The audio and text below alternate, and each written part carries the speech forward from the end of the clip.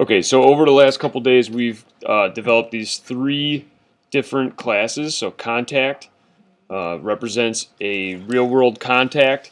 Okay, so first name, last name, phone, and email are the things that we're going to keep track of for that. Contact tracker looks like this. Okay, just a simple list that we're going to hope to see names on, and then eventually maybe we'll be able to like view those contacts. Okay, not today, but in the future. All right, and then contact dialog that allows us to create new contacts. All right, so let's. We're going to jump around a little bit here, but hopefully as we go through this, this will make a lot of sense. Yesterday, what we did when we built this contact tracker with the list is we made it so that we have a connection to when the button gets pressed, and then I think you guys have this empty for the action performed. Yeah? Okay, so let's go ahead and get started right there. Inside the action perform method, we're going to go ahead and check if. Now, if your action event is called like arg0 or something like that, change it to event. Okay, so if event.getSource equals the add button,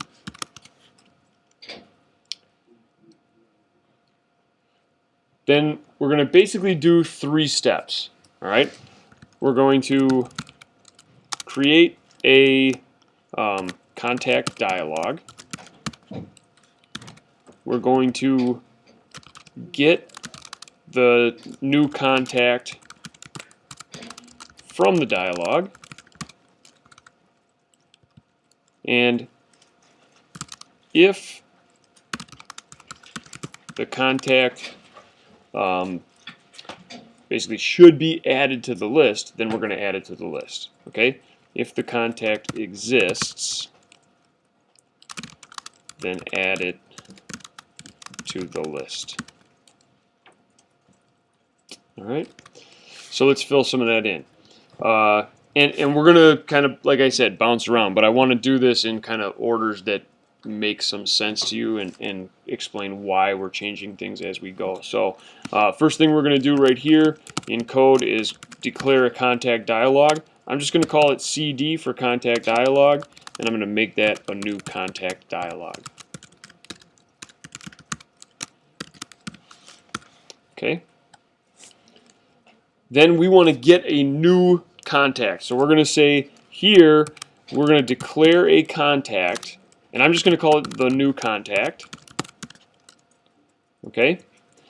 And then that new contact is we're going to get that from the contact dialog. So we're going to go CD, that's the contact dialog, dot get contact.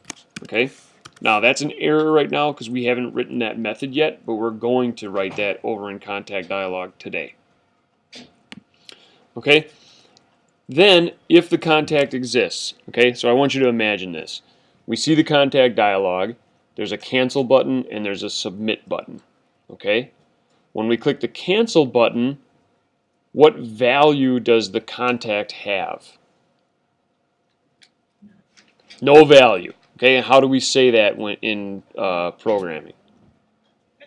What did you say? No. Okay, so when we click the cancel button, the contact doesn't get created, so the contact is null. Okay, when we click the submit button, we're going through code to create the contact. Right, that's what we called that method yesterday. And when we create the contact, then it's not null. Okay, so when do we want to add it to the list? When you press submit, or in other words, when it's not null. Does that make sense?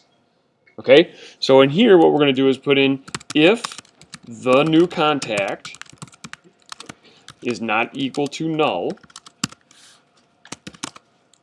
Well, that means that it exists, right? We've created a contact. They clicked the submit button, in other words. Okay, so if the new contact is not equal to null, then we want to take some steps to add it. Okay, we have really two things that we have to manipulate. All right, and let me just kind of scroll up to the top of this class so we can talk about this. This JList is just how we see our contacts. All right, this array of contact objects called contacts is like the actual memory of the computer where the contact is actually saved. So this is like a window into the memory. This is the memory itself. All right. So we gotta change both of those things. So the first thing we're going to do here is we're going to go contacts at 0 equals the new contact. And then we're going to take our contact list, or our basically like our window into that memory, and this is brand new for you guys. So you wouldn't have figured this out on your own maybe, but we want to set the list data to the contacts that we just changed. Okay? This is going to change just a little bit, all right, but not too much.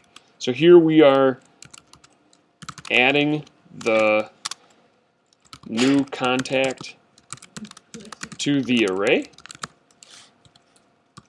and here we are showing the array on the list. Okay, so this is almost done. All right, we do need to go and write this get contact method over in contact dialog. All right.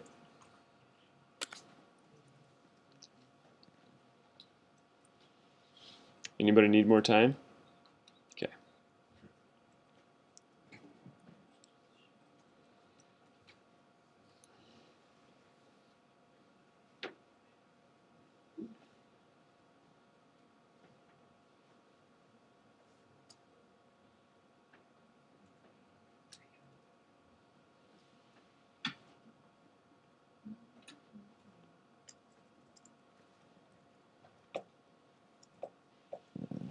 Jordan, are you good?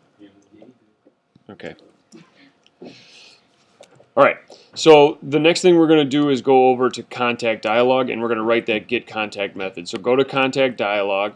Okay. Scroll all the way down to the bottom. We really don't want this thing to have a main method anymore. The reason that we had a main method in there was so that we could run it and see what it looks like when we were doing it yesterday and the day before. Okay. Now what we want is the only way that we make a contact dialog is if we click that add contact button. All right. So we want the frame to have a main method so we can run it, and then it creates the dialog for us. Okay. So I'm going to get rid of that, and we're going to put in public contact get contact.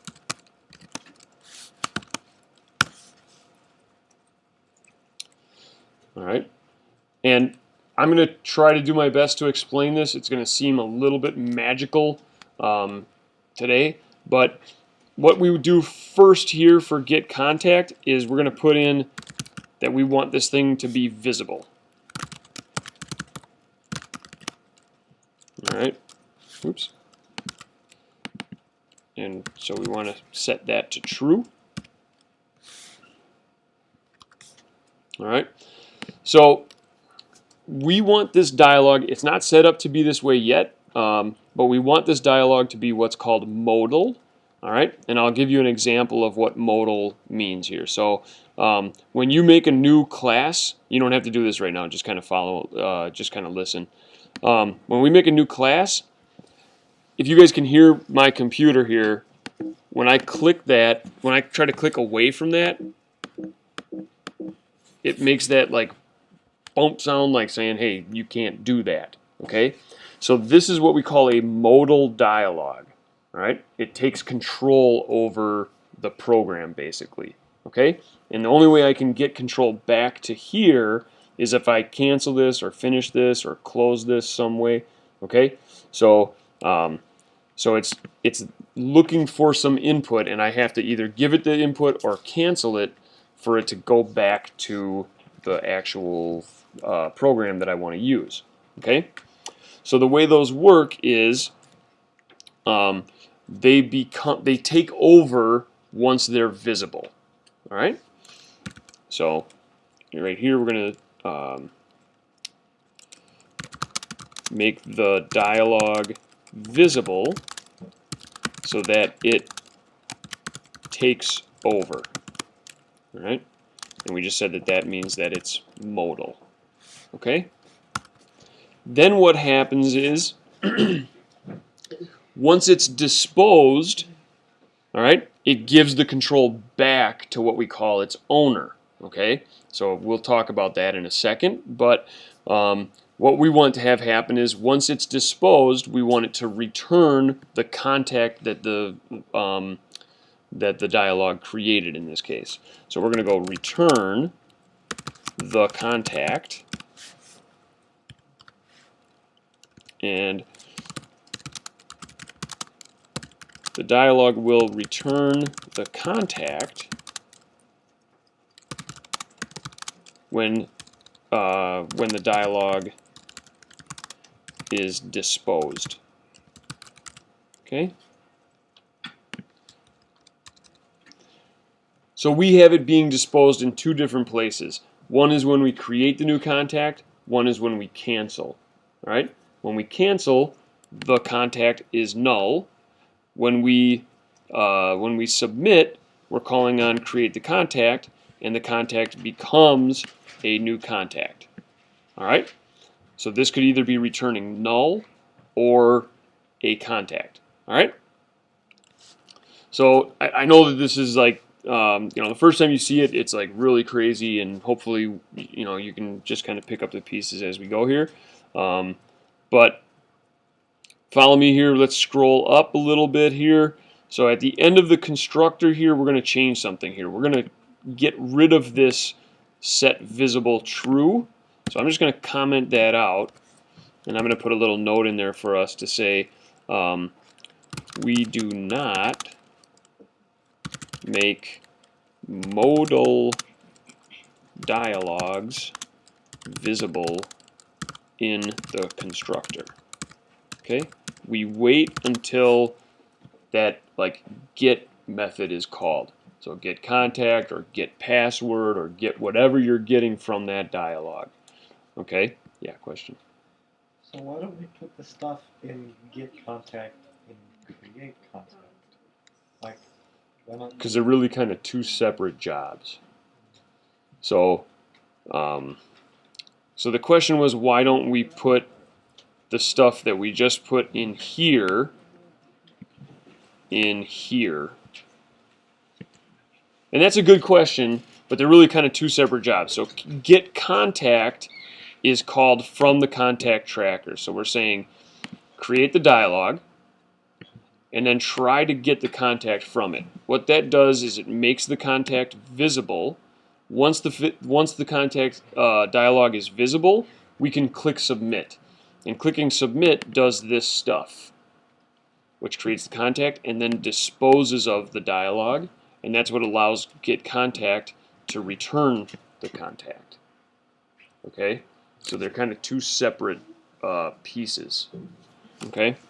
All right. So we haven't yet made this dialog modal. Okay? So I just want to talk real quickly about how to do that. And so for a dialog, dialogues are set up so that they can become modal, and so we're going to change this super constructor call so that we're using the appropriate constructor. Okay, so I'm going to go over to Safari so we can see that. So I've actually already opened up the dialog documentation here.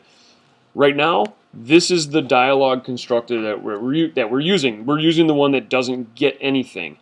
So there's a way that you can create a dialog that has an owner. There's a way that you can create a dialog that has an owner and is or is not modal, depending on what this Boolean is, true or false. Okay? So there's a bunch of different constructors that we could be using. We're really going to use this one. Okay? So this is the one that gets a frame. That's going to be our contact tracker. I'm sorry. I'm highlighting the wrong one. We're going to use this one. Frame owner is going to be our contact tracker. We're going to put a title on the dialog, and we're going to say that we want it to be modal. Okay, so we're going to use that by calling on this super right here. So we're going to go like this: owner inside a super, create a contact. That's going to be our title. All right, and then true is going to make this thing modal. So let me just put some comments in here for you. Owner is where control returns when this dialog is disposed. All right. So when we set it visible, it gains control, and when we dispose of it, it returns the control of the program back to the owner. Okay?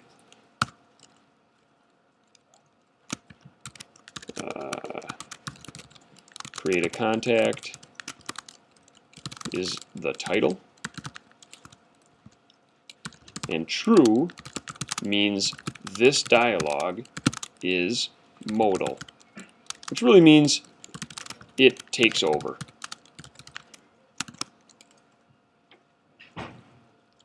Okay? So what's the problem now? What is owner? Doesn't know what owner is. Okay? So to fix that problem, we have to change this contact dialog, because now we have to change the constructor.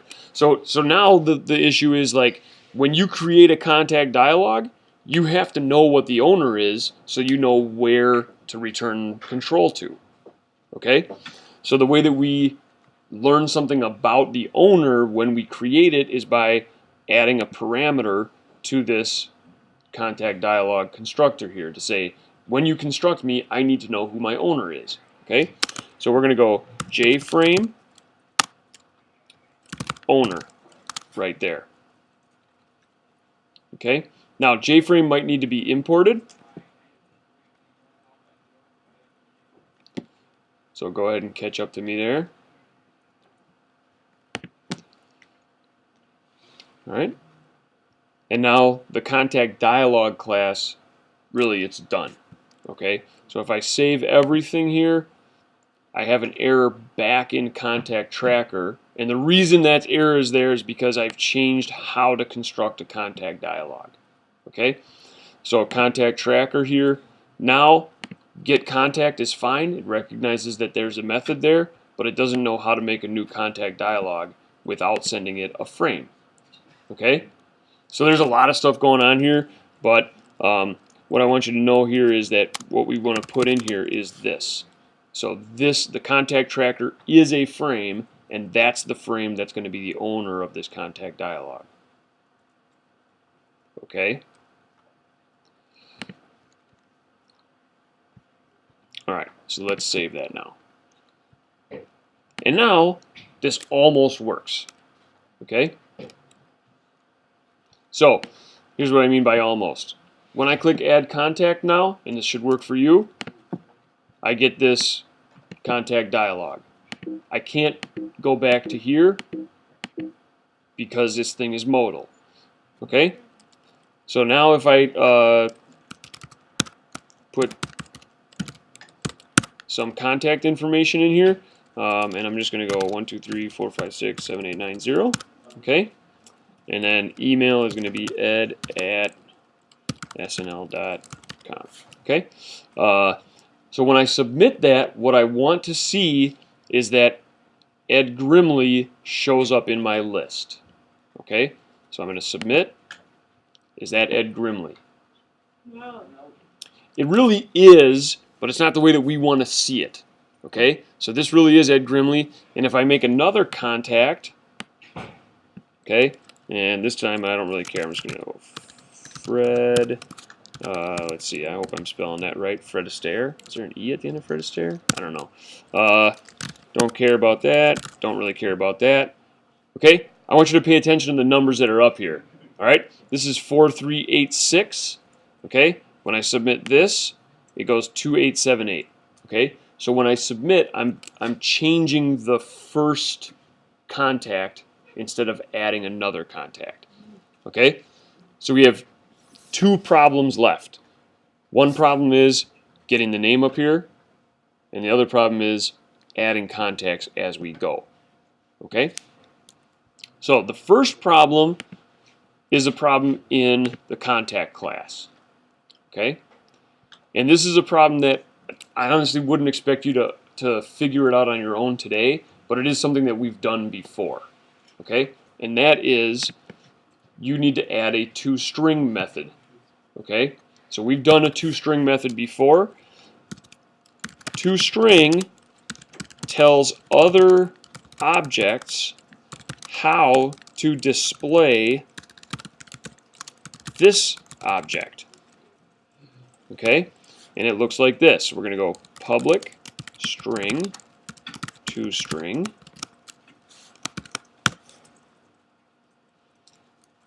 And we got to tell it, how should you display this contact? Well, what do we want to see when we have a list of contacts? We want to see their first and last name. So right here we're going to go return first name, concatenate a space, and concatenate last name. Okay? So now when I create a contact and I want to display it, it's not going to have contact at a bunch of numbers. It's going to have that first and last name. So let's see that work.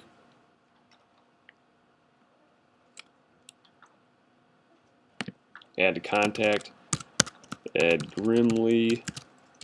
Okay, don't care about phone and email right now. We're going to submit this, and there's Ed Grimley on there. Okay, I still have the problem that if I add another one, let's go ahead and add Brett Favre. Okay, we're going to submit that one. So this used to be Ed Grimley. Submit that one. Now that's Brett Favre. I want Ed Grimley and Brett Favre on there. Right? Okay? So that's a problem in Contact Tracker. All right? So in Contact Tracker, when I add another contact, right here, I'm always adding it to index 0. Right? So the first contact should go in index 0. Where should the next contact go? Index 1, right? And then the next one should go in index 2. So the first thing you think of when you hear that is you need what? Okay, so you might need a loop, right? But this isn't really a loop situation. We're not automatically going through 0, 1, 2, 3, 4, 5, right? We're not doing it in succession. We're saying every time the button gets pressed, we should add 1 to this number, okay? So what do I need instead of a literal value 0 here? I need a variable. Very good, okay? So what we're going to do is at the very top of Contact Tracker, we're going to create another variable. Basically what we're going to do is say, okay, we have this array of contacts. We're also going to add an int that is our contact count. And how many contacts do we have right now? When we first run the program, how many do we have? 0. So my contact count is going to start at 0. All right? So we're adding that variable in there. All right? We're like a minute from being done here, okay? Contact count equals 0. Back down here in action performed, instead of making the contact at 0, we're going to make it at contact count. And after we use contact count, we're going to increase contact count by 1.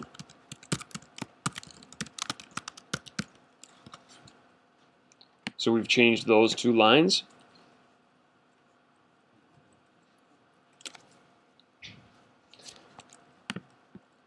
And once you do that, you can add a contact, okay? Here's Ed Grimley. Add another contact. Here's Brett Favre. Contact count was 0 for Ed Grimley. Then we increase at 0 plus 1 is 1. Now contact count is 1. When I submit this one, I got Ed Grimley and Brett Favre on that list. Okay,